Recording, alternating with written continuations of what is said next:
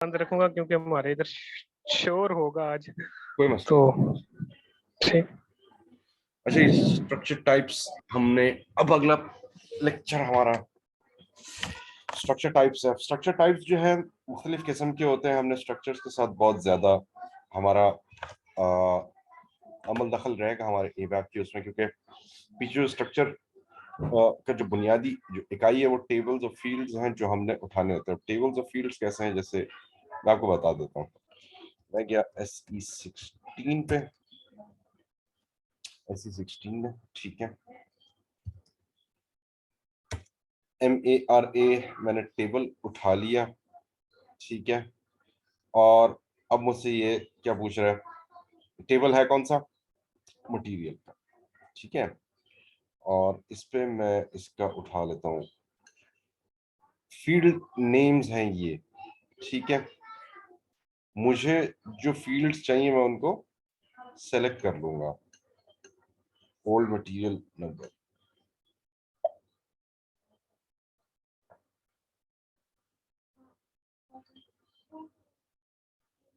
ये आपके SE16 से ही मैंने जो है अभी कुछ नहीं किया, सिर्फ फील्ड सिलेक्शन की है। ये मुझे एक इसने मुझे वो दे दिया,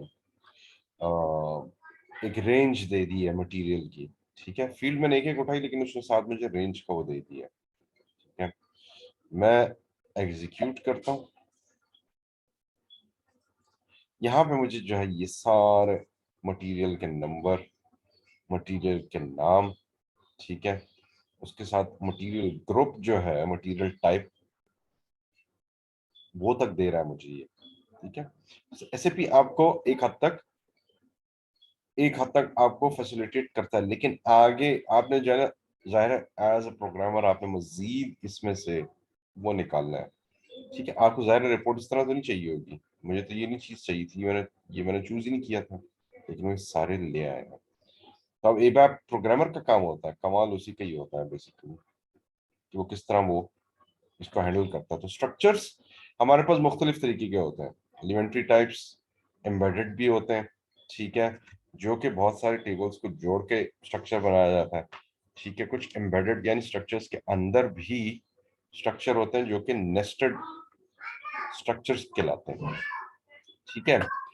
अच्छा, जो एलिमेंट्री होते हैं, जो बहुत बेसिक किस्म के होते हैं, जिसमें ग्रुप्ड डेटा जो है वो यानी जैसे ये टेबल्स हैं, इनको आप जोड़ के, इनकी फील्ड्स को मुख्तलिफ को जोड़ के आप एक स्ट्रक्चर बना लेते हैं, ठीक है।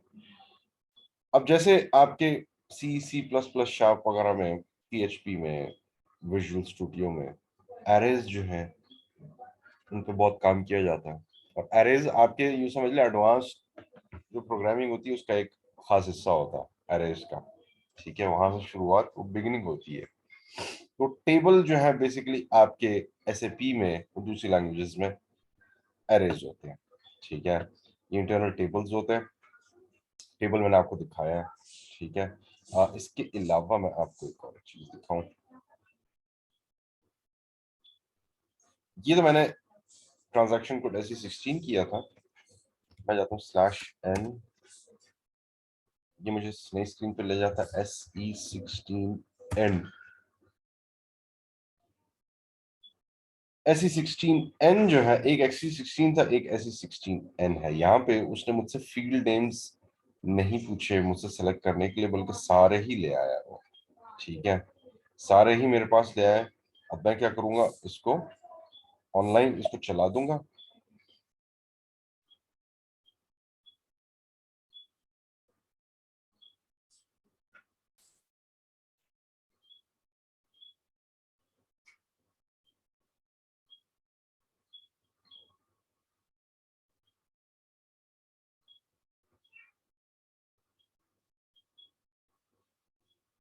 अब आप ये देखिए, इसका फॉर्मेट उसका फॉर्मेट मुख्तलिफ था, ठीक है।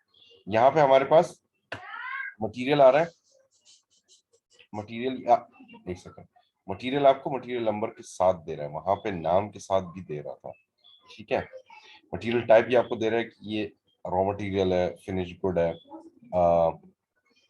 ROH रॉ मटेरियल, हवा जो है ये, हेल्प जो है सेमी फिनिश गुड है, फर्ड जो है ये आपका फिनिश गुड है। ये स्टैंडर्ड है असल में इनके, ठीक है। अच्छा, अब ये टेबल जो है ना आपकी इसी तरह, टेबल आपकी इसी तरह जो है ना वो स्ट्रक्चर इनके बनते हैं, ठीक है। कुछ बहुत सारे टेबल्स जो है उनको ग्रुप बना के भी आप स्ट्रक्चर बना सकते हैं, ठीक है। अच्छा, अब पैरामीटर्स जो इंटरनल टेबल्स के होते हैं उसमें क्या क्या आता है, उसमें लाइन या रो आती है। लाइन और रो आपने देखी है इसमें, एक सेकंड में दिखा देता हूँ फिर से। ये लाइन और रोज है आपके, ठीक है। एक एक लाइन एक एक रोज जो है वो आप एक्सट्रैक्ट कर सकते हैं। की जो है बेसिकली जैसे आपकी प्राइमरी की होती है, ठीक है। ये भी एक फील्ड ही होती है लेकिन यूनिक आइडेंटिफायर की होती है। जैसे आपकी दूसरी प्रोग्रामिंग लैंग्वेज में जो प्राइमरी की, जैसे माइक्रोसॉफ्ट एक्सेस होता था, माइक्रोसॉफ्ट एक्सेस उसमें प्राइमरी की आप आइडेंटिफाई करते थे हर टेबल का, भी इसी तरह ही एक की होती है। एक्सेस मेथड, अब आपने एक्सेस इसको किस तरह करना है, ये भी आगे जाके हम इंशाल्लाह इस पे बहुत तफसील से इस पे हम गुफ्तगू करेंगे, किस तरह आपने टेबल से आप डेटा एक्सट्रैक्ट कर रहे हैं, क्यों कर रहे हैं, और उस पे जो आप प्रोसेसिंग करेंगे वो किस तरह करेंगे। इन्हीं एक्सेस मेथड की ही वजह से कभी कभार आपका टेबल या उसके जो आइटम्स होते हैं ओवरफ्लो कर जाते हैं, करप्ट हो जाते हैं, ठीक है। करप्ट नहीं होते लेकिन ओवरफ्लो कर जाते हैं, तो उसमें फिर आपकी डिबगिंग करनी पड़ती है, एक्सेस मेथड सही से इस्तेमाल ना हुआ हो फिर होता है। अच्छा जी, रेफरेंस टाइप्स। अब रेफरेंस टाइप्स बेसिकली क्या है, जो आपके ऑब्जेक्ट ओरिएंटेड प्रोग्रामिंग में का एक हिस्सा रहा है, ठीक है, जहाँ पे आप क्लासेस बना लेते हैं, ठीक है।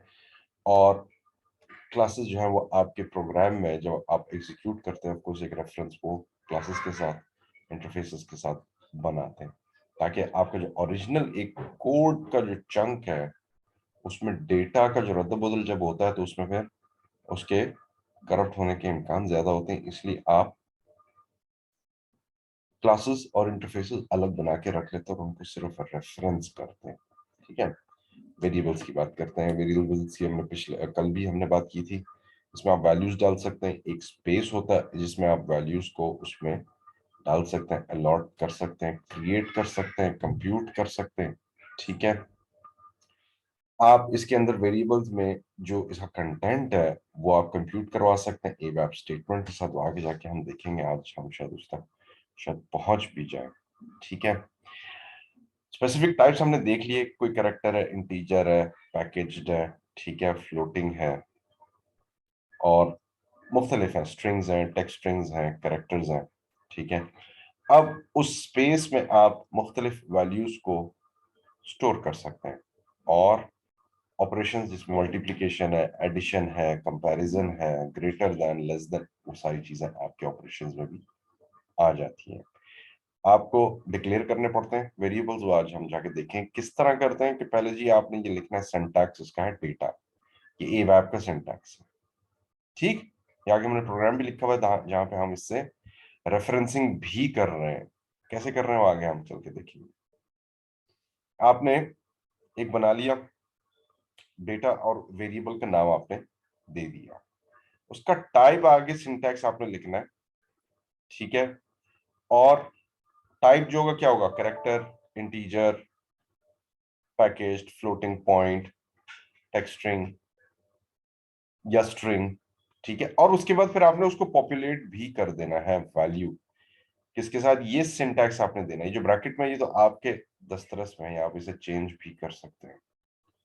वैल्यू का ये सिंटैक्स आपने लिखना लाजमी, उसके अंदर फिर आप वैल्यू 0 दे दें, 1 दे दें, ठीक है। अरिथमेटिक कर रहे हैं तो उसमें 0 आप नहीं दे सकते अगर तो वो कांस्टेंट ना हुआ, ठीक है। अच्छा, अब वेरिएबल डिक्लेरेशंस, अब हम यहाँ पे हम इसको वो देख लेते हैं। डेटा D1, ठीक है, डेटा D1 D1 है, इसका हमने पैकेज साइज रख दिया है, टाइप कैरेक्टर है, ठीक। डेटा D1 ये एक वेरिएबल है हमारा, साइज को दे दिया। अब डेटा D2 ये एक और वेरिएबल है लाइक D1, तो इसमें मुझे इसकी कैरेक्टर ये स्पेसिंग नहीं देनी पड़ी, कैरेक्टर टाइप नहीं देना पड़ा। एक और मैंने जो है डेटा निकाला है, डिक्लेयर किया है, डिफाइन कर रहा हूँ मिनिमम वैल्यू, जिसका टाइप जो है क्या होगा, इंटीजर है। वैल्यू उसमें मैंने इंट्रोड्यूस कर दी 10 की, ठीक है। अच्छा जी, अब जो D1 है यहाँ पे जो वेरिएबल है वो कैरेक्टर टाइप का है, और जो D2 है ऑब्जेक्ट ओरिएंटेड प्रोग्रामिंग के साथ, वो D1 को ही कॉपी कर रहा है। उसके लिए आपको D1 पे जाना पड़ेगा और देखना पड़ेगा D1 है क्या मेरा। कैरेक्टर टाइप है 2 की स्पेस के साथ, ठीक। वेरिएबल कितने तरीके के होते हैं? स्टैटिक, जैसे हम ये बना रहे हैं स्टैटिक ही है। रेफरेंस जो भी हमने बनाया D2 लाइक D1, ये रेफरेंस वेरिएबल्स हैं, यानी आपका D1 वही रहेगा लेकिन खाली रहेगा, एक रेफरेंस के तौर पे, एक टेम्पलेट के तौर पे पड़ा रहेगा, और वो मुख्तलिफ मॉड्यूल्स में इस्तेमाल होता रहेगा। अब इसकी जरूरत क्यों पड़ती है कि हम रेफरेंसिंग करें? क्यों? ये जो D1 का जो वेरिएबल है मेरे फाइनेंस के मॉड्यूल में भी इस्तेमाल हो रहा होगा, HR में भी हो रहा होगा, MM में भी हो रहा होगा। अगर मैं बार बार वेरिएबल हर एक फंक्शनल मॉड्यूल के डिफाइन करता रहूंगा तो D1 को तो फायदा नहीं ना। इसीलिए हम इसका एक क्लास बना लेते हैं, जिससे हम फिर इसको बाद में रेफरेंस करते हैं। अगर आपको याद हो, हम पहले लेक्चर में पढ़ा था, जब हम पहला प्रोग्राम या रिपोर्ट लिखने जा रहे थे, तो उसमें पूछ रहा था कि कौन सा सब मॉड्यूल के साथ इसका इंटीग्रेशन है, ठीक है। उसमें एसेट्स है, HR है, मुख्तलिफ आप उनको इंटीग्रेशन दे सकते हैं। तो ये आपके वेरिएबल्स बहुत ज्यादा वहां पे रेफरेंस वेरिएबल्स इस्तेमाल हो रहे होते हैं। कुछ सिस्टम वेरिएबल्स होते हैं जहाँ के प्री डिफाइंड होते हैं, सिस्टमैटिक होते हैं, सिस्टम की ही इंफॉर्मेशन लेकर आ रहे होते हैं। अब स्टैटिक आपने देख ली, ये स्टैटिक होते हैं बिल्कुल, इसमें आपने जो डिफाइन कर दिया, ठीक है। और इनके जो डिक्लेरेशन जो है वो जो होती है वो क्लास डेटा के तौर पे होती है। पैरामीटर्स स्टेटमेंट इसमें इस्तेमाल होते हैं, ठीक है, जिसमें पैरामीटर्स में फिर आप इनपुट की फील्ड जो है वो उसमें इंट्रोड्यूस कर सकते हैं, ठीक है। अच्छा, यहाँ पे अब सेलेक्ट ऑप्शंस क्या हैं कि आपके पास मल्टीपल जो स्ट्रक्चर्स बनेंगे अंदर, इंटरनल टेबल्स के जो ग्रुप बनेंगे इनपुट से जो वो लेंगे, ठीक है, तो वहां पे आपके सेलेक्ट ऑप्शंस वगैरह के आप ये इनके सिंटैक्स वगैरह उसे इस्तेमाल करेंगे। वेरिएबल जब आप बनाते हैं उसमें स्पेशल कैरेक्टर्स T और कॉमा अलाउड नहीं है, सिस्टम स्टैंडर्ड है, ठीक है।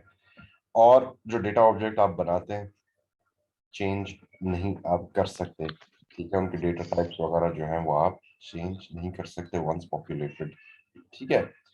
दूसरी चीज ये, आपके जो वेरिएबल नेम्स आप उठाएंगे वो ऐसे हों कि आप उसे समझ भी कि कहा क्या जा रहा है, वेरिएबल का मकसद पीछे क्या होगा, ठीक है।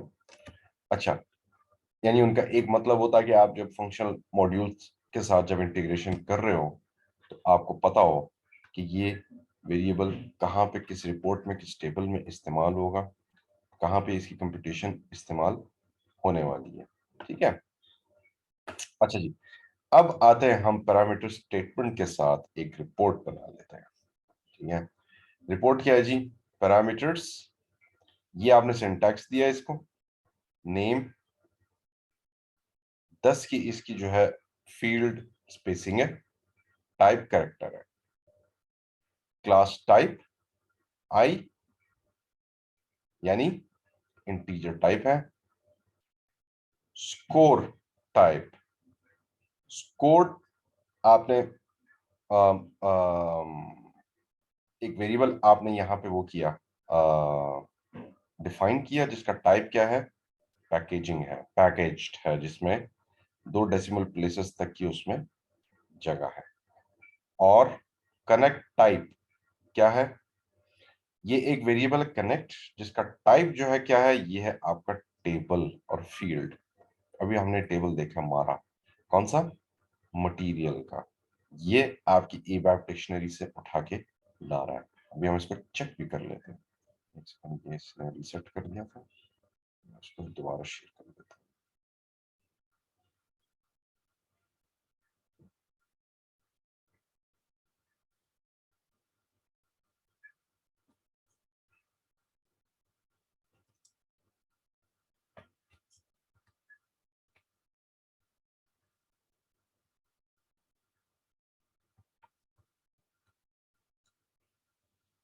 एक लॉग ऑन कर रहा हूँ।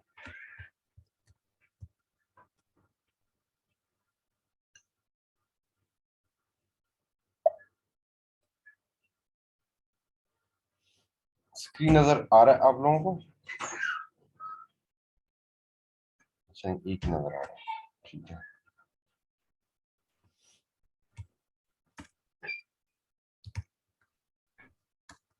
SC16 हमारा हमारा मैटनर, ठीक। मैं इसके F1 में अगर जाता हूँ, ये मटेरियल नंबर होगा।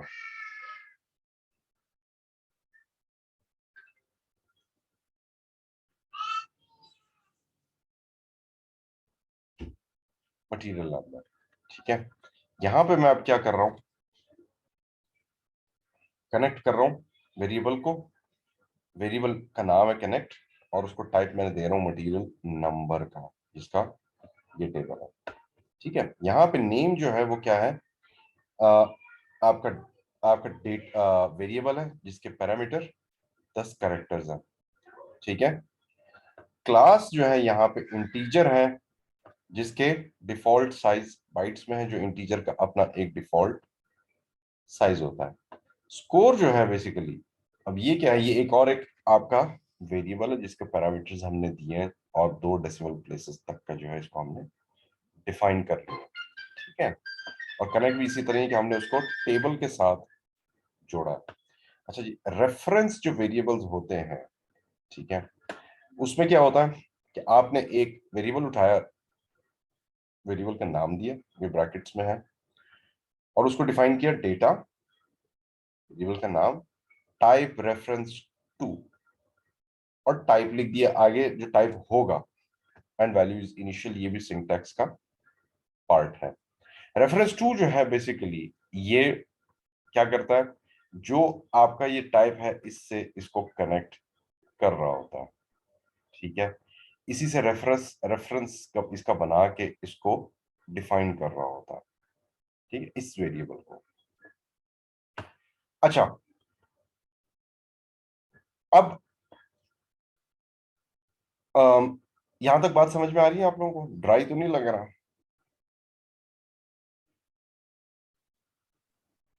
सही है, आप लोगों के साथ सही चल रहा ठीक है है? सर, ठीक है, सही है। अच्छा, जिसको आप रेफरेंस टू करते हैं ना, ये वाला जो टाइप होता है ये बेसिकली स्टैटिक होता है, क्योंकि इसके साथ आप छेड़छाड़ नहीं करते, क्योंकि ये स्टैंडर्ड भी हो सकता है, ठीक है। अभी तो हम स्टैंडर्ड तक अभी गए नहीं है, अभी हम जाएंगे, अभी आगे जाके हम देखेंगे, ठीक है। डायनामिक जो होता है वो आपका ये वाला पार्ट है रेफरेंस का, जहां पे आप वेरिएबल अपना, ठीक है, उसको आप डिफाइन करते हैं, ताकि उसमें आप उसको कंपटीशन करें, उसमें आप वैल्यूज को स्टोर कर सकें या उसको कंप्यूट करवा सकें। दोनों एक जैसे भी हो सकते हैं, ठीक है, लेकिन जाहिर है स्टैंडर्ड्स के साथ एसएपी मना भी करता है, और आपको क्लास की तरफ इसीलिए पुश करता है, ठीक है। और ये जो वैल्यू इज इनिशियल, ठीक है, वैल्यू जो है आप इसमें आगे जाके रेफरेंस के तौर पे डाल भी सकते हैं, ठीक है।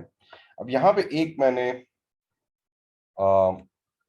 ये प्रोग्राम है क्लास C1, ठीक है, डेफिनेशन, ये हमने इसका एक सिंटैक्स ले लिया, पब्लिक सेक्शन, यानी ये एक ओपन टू इंटीग्रेशन होगा। Data B1, type integer, value 1, and class, ये मैंने क्लास यहाँ पे डिफाइन किया C1 का, ठीक है।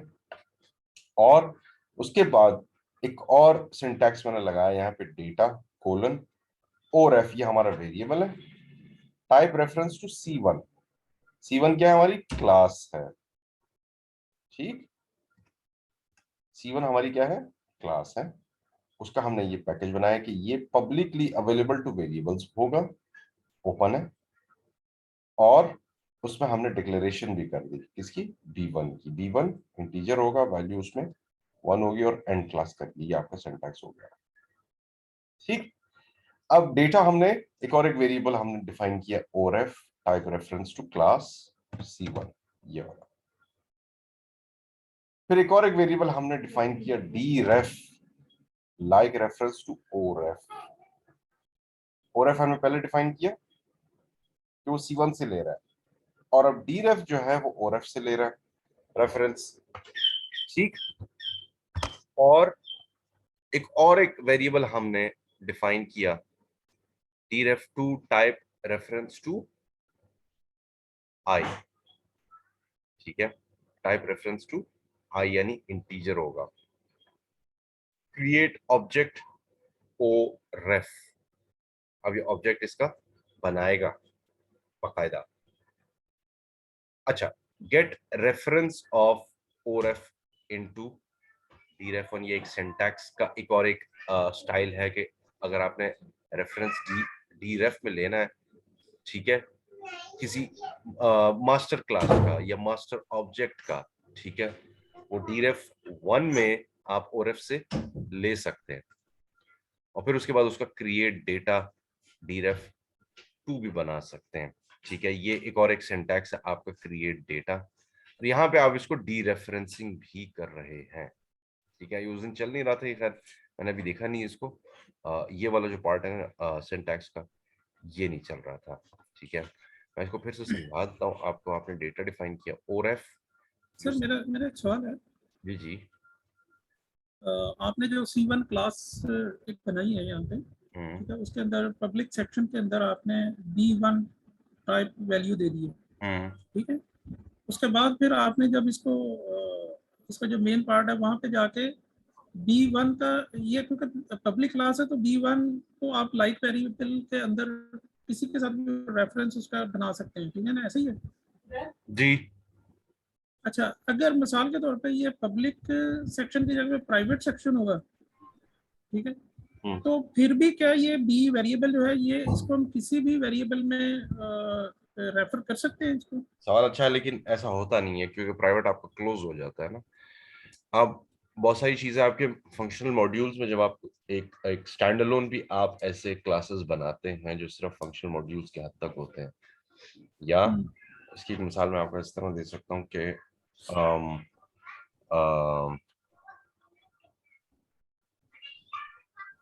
आपने प्रिंट लेना है ना, जैसे प्रिंट लेना है, लेट्स से कि आप एक रिपोर्ट, आम सी एक रिपोर्ट है, फाइनेंस की है या MM की है, ठीक है। जैसे जैसे हाँ, कैश फ्लो, जैसे कैश रजिस्टर, कैश फ्लो की जो रिपोर्ट होती है, ठीक है, वो कैशियर के पास ही होती है। अब कैशियर का काम जो होता है, ठीक है, वो क्या होता है कि जी इतना इनकमिंग है, इतना आउटगोइंग किया, और इतना आज का बैलेंस था, और आज का ओपनिंग और क्लोजिंग ये बैलेंस था, ठीक। अब उसमें रिक्वायरमेंट उन्होंने क्या, एक आप अगर आप क्लाइंट के साथ काम करते हैं तो क्या जी मुझे कैश फ्लो, ये कैश रजिस्टर की रिपोर्ट डेली की चाहिए, और उसका कैश फ्लो भी है भी छोटा सा, ठीक है। उसमें सिर्फ वो क्या करेगा कि जी ये मुझे कैश रजिस्टर की रिपोर्ट चाहिए, और उसमें मुझे सिर्फ एडिशन चाहिए किसका, एक रिपोर्ट में डेट का चाहिए, या स्पूल का लॉग नंबर चाहिए, ठीक है। स्पूल का नंबर आप उसमें लिख दे, हालांकि स्पूल का नंबर उसमें स्टैंडर्ड ना हो, ठीक है। एक रिक्वायरमेंट है क्लाइंट, तो आप क्या करेंगे कि भाई कैश रजिस्टर की जो डिफॉल्ट रिपोर्ट से हट के आप एक बनाएंगे, वो सिर्फ कैशियर के लिए होगी, ठीक है। उसमें आप फिर वो प्राइवेट एक क्लास बना के उसको आप एग्जीक्यूट करवाएंगे, ताकि क्योंकि आगे जाके उसको रेफरेंस, क्योंकि एक ऐसी रिक्वायरमेंट है जो कहीं और इस्तेमाल होनी नहीं है, तो आप उसको प्राइवेट एक क्लास बना देते हैं, ठीक है। वो बहुत छोटी छोटी जगहों पे या बहुत ही स्पेशलाइज्ड कोई अगर आपने प्रोसेस करवाना है या इंट्रोड्यूस करवाना है, लेकिन स्पेसिफिक है किसी एक एरिया से, वहां पे आप प्राइवेट क्लास बना सकते हैं। नहीं सर, मैं किसी और तरीके से पूछ रहा था मैं ये पूछ रहा था कि एक तो है ना कि B1 जो वेरिएबल है, जी जी ठीक है, वो तो मतलब अगर प्राइवेट सेक्शन है तो वो तो उस क्लास के अंदर ही उसके उसके प्राइवेट सेक्शन के अंदर ही वो B1 इस्तेमाल होगा, जी ठीक है। एक है उसका रेफरेंस है, जी ठीक है, कि B1 के अंदर कोई भी वैल्यू है वो क्लास आउट ऑफ क्लास जो है ना, मिसाल के तौर पे C1 के अंदर हम उसकी वैल्यू को रेफर करना चाह रहे हैं, हम्म तो वो क्या, वो रेफरेंस के अंदर क्या वैल्यू दी जा सकती है? रेफरेंस के उसको अंदर रेफर मैं मतलब उसको रेफर किया जा सकता है, जैसे कि हमने इसके अंदर लाइक लाइक किया ना, लाइक जैसे ये हाँ जी हाँ जी लाइक रेफरेंस टू और एफ हाँ ओरफ किया है, मतलब ओरफ जो है ना वो उसकी वैल्यू को उठा रहा है जो पब्लिक सेक्शन के अंदर है, हाँ ठीक है। तो अगर ये प्राइवेट सेक्शन होगा तो फिर भी क्या इस वेरिएबल को B1 को ओरफ के अंदर दे सकेंगे? रेयर केसेस में आप वैसे क्या कहते हैं प्राइवेट ऐसी क्लासेस बनाते हैं, वैसे बनाते नहीं पब्लिक ही रखते हैं, लेकिन हम्म, उसके इसको लिमिट करने के दूसरे तरीके भी हैं। ठीक है आगे जाके हम देखेंगे, ठीक क्योंकि है, आप थोड़ा सा आप एडवांस एक सवाल कर रहे हैं, मैं नहीं चाह रहा कि इस वक्त मैं आप लोगों को इस जगह पे चले, लाऊं। हाँ लेकिन ठीक कर है, सकते हैं, कर सकते हैं, लेकिन वो अच्छा, बहुत रेयर चांसेस में आप इस तरह का काम करेंगे। ठीक है चले, हाँ। अच्छा जी, ये सिंटैक्स समझ में आ गया आपके सबके कि नहीं? जी सर ठीक है। ठीक है। अच्छा, यहाँ पे सिर्फ ये जो है ना इसका एक, हालांकि सिंटैक्स बिल्कुल सही है लेकिन ये एग्जीक्यूट नहीं कर रहा था। ठीक है इसी को उठा के मैं अपने पुराने प्रोग्राम में ले जाता हूँ।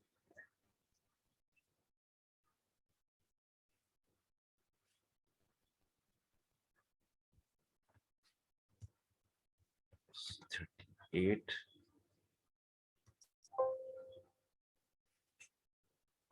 Change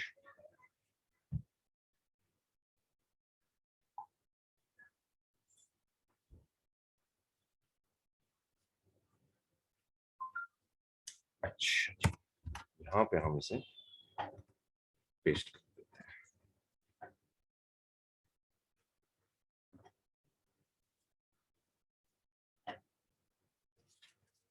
class C1 definition public section and class के यहाँ पे, ठीक है, और इसको चेक कर लिया। ठीक है, यहाँ पे comma with without proceeding colon after deref one like reference to oref. अच्छा, ये उस दिन भी आया था इसका,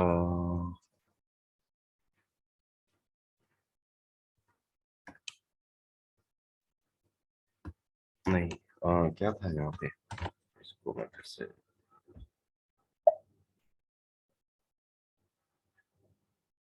डीरेफ1 is unknown, deref two create object oref check comma without proceeding।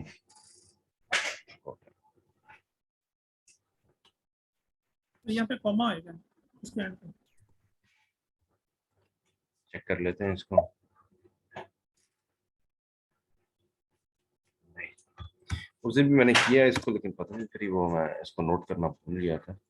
Like sir ref two I think ORF के बाद डॉट नहीं आएगा। नहीं सर, वो जो डाटा डाटा का जो 25वीं लाइन है ना, वहां पे वो कॉमा आएगा मतलब। नहीं तो और भी ज्यादा जो है वो समझने के इसमें एरर्स आ रहे हैं।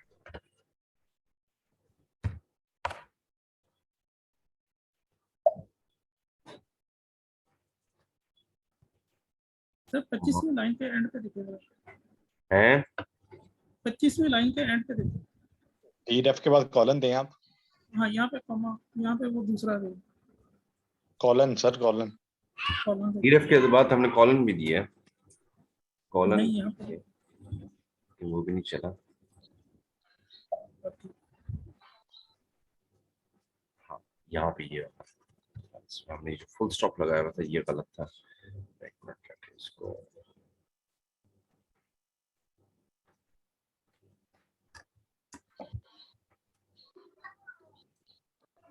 ओके। सेव।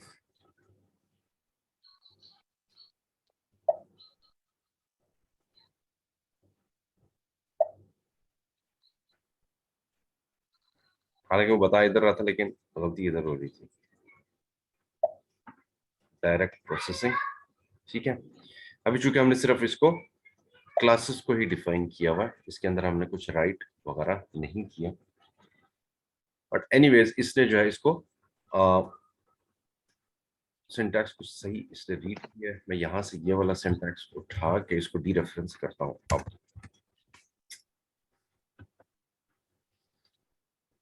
चेक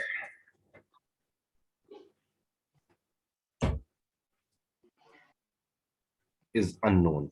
ये अननोन क्यों हो रहा है? हो सकता है कि ये B1 को भी आइडेंटिफाई नहीं कर पा रही डिफाइन नहीं है इससे पहले, है। डिफाइन नहीं है पहले, अनडिफाइन क्या नहीं B1 Unknown. डिफाइंड है ना, B1 तो डिफाइंड है। B1 तो आपके क्लास में डिफाइंड है। ये देखें ना, क्लास में हमने इसको डिफाइन किया हुआ। अब इसको हम डी रेफरेंस करना चाह रहे हैं। Type integer value 1। हाँ, ये हमने किया हुआ, लेकिन अब ये हम इसको डिस्कनेक्ट करना चाह रहे हैं, डी रेफरेंस करना चाह रहे हैं डी रेफ 2 को। लेकिन इसका सिंटैक्स बिल्कुल सही है, लेकिन ये उठा नहीं रहा, लेकिन इसको मैं चेक कर लूंगा। फिलहाल आगे चलते हैं। अब हमारे पास सिस्टम के वेरिएबल्स कुछ आते हैं, ठीक है। सिस्टम के वेरिएबल्स क्या हैं? जहाँ पे हमने सिस्टम का एक सिंटैक्स है SY, ठीक है। SY ये आपका सिस्टम का स्टैंडर्ड है, जहाँ पे आपने सिस्टम के जो डिटेल्स हैं या सिस्टम के फंक्शंस हैं या स्ट्रक्चर्स हैं, उनको आपने कॉल करना होता है। सिस्टम के अंदर के अपने जो बाय डिफॉल्ट स्ट्रक्चर्स उनको कॉल करना होता है। तो यहाँ पे अब हम क्या कर रहे हैं? कॉल कर रहे हैं किसको? हम कॉल कर रहे हैं SYABCDE datum, जो डेट का है, डेटाबेस सिस्टम जो है, होस्ट एंड सो ऑन, ठीक है। इसको हम यहां से कॉपी करते हैं,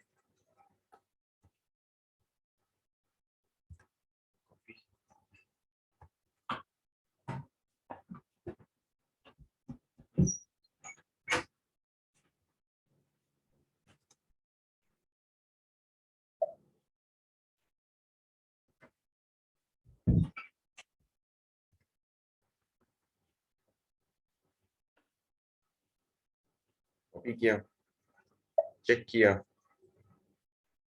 बिल्कुल सही है, ठीक है। यहाँ पे हम सिर्फ इसको प्रिंट कर रहे हैं, ये जो आपका टेक्स्ट है, जो आपके इन्वर्टेड कॉमास में, यहाँ पे सिंगल इन्वर्टेड कॉमास में, और ये आपके स्ट्रक्चर्स है जिनको हम वो कर रहे हैं। और हर जो स्ट्रक्चर और कंटिन्यूएशन है, आगे जाके हमने इसको कंक्लूड किया यहाँ पे, ठीक है। तो करें सेव, एक्टिवेट,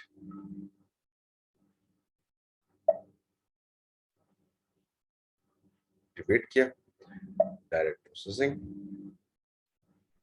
यहाँ पे अब हमें क्या बता रहे हैं? आज डेट क्या है, DB6, पीछे DB कौन सा है, host, language, operating system, ID, user name जिसमें हम बैठे हुए। ये वो चीजें जो आप अपने उसमें प्रोग्राम्स में, स्ट्रक्चर्स में इस्तेमाल कर सकते हैं। सबसे पहला वाला ABCD था, इसने पूरे अल्फाबेट्स को यहाँ पे प्रिंट कर दिया, ठीक है। समझ में आ रही बात?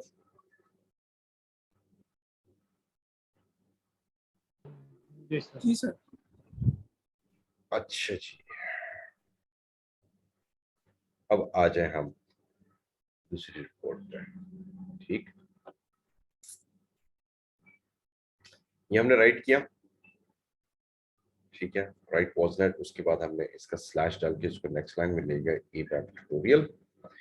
ये हम अब स्ट्रिंग्स पे हम बात करेंगे कि स्ट्रिंग्स आपके कैसे होते हैं।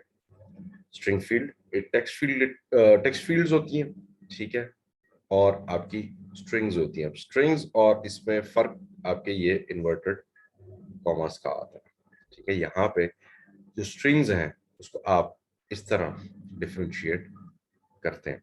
इसको लिख लेते हैं, किया।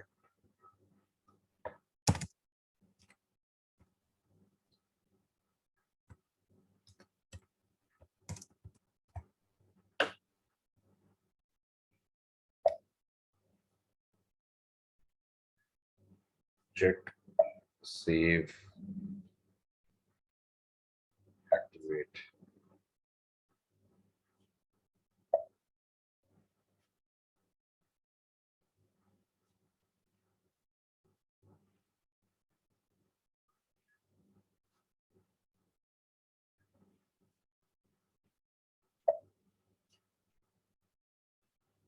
ABAP tutorial was net और ABAP tutorial, ठीक। was net SAP ABAP। अच्छा हमने यहाँ पे इसको वो नहीं दिया।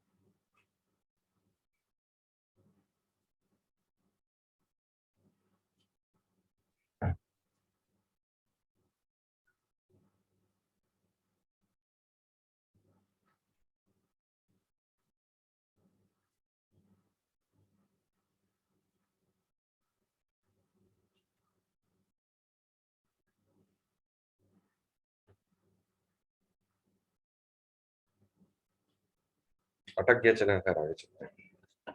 अच्छा जी, कॉन्स्टेंट्स जो हम डिफाइन करते हैं उसका सिंटैक्स क्या है? बहुत आसान सा है। कांस्टेंट आपने पहले इसका सिंटैक्स लिखा, ठीक है, उसके बाद आपने वेरिएबल डिफाइन किया, ये वाला जो ब्रैकेट में, उसका टाइप लिख दिया और उसमें उसकी वैल्यू इनिशियल डाल दी, ठीक है। यहाँ पे हमारे पास तीन किस्म के, एलिमेंट्री, कॉम्प्लेक्स एंड रेफरेंस, ठीक है। अब एलिमेंट्री कैसे है? एक्सक्यूज मी सर, जी जी सर कैपिटल टाइप और जो इन्वर्टेड का उसमें पैरेंथेसिस में इस टाइप में क्या फर्क होता है? मैं समझा नहीं। सर ये सिंटैक्स हम बता रहे हैं ना कांस्टेंट्स का, हाँ उसमें सिंटैक्स है कांस्टेंट से हमने वेरिएबल बता दिया कि टाइप है, टाइप कैपिटल, तो उसके बाद टाइप स्मॉल है, इसमें दोनों में डिफरेंस क्या है? यानी कॉन्स्टेंट्स का पूछ रहे हो, वेरिएबल्स का पूछ रहे हो आप? जी जी सर। यानी कॉन्स्टेंट्स में जो टाइप, ये जो हम डिफाइन कर रहे हैं ये वाला? सर एक्चुअली मैं पूछना चाह रहा हूँ कि एक टाइप उन्होंने कैपिटल लिखा और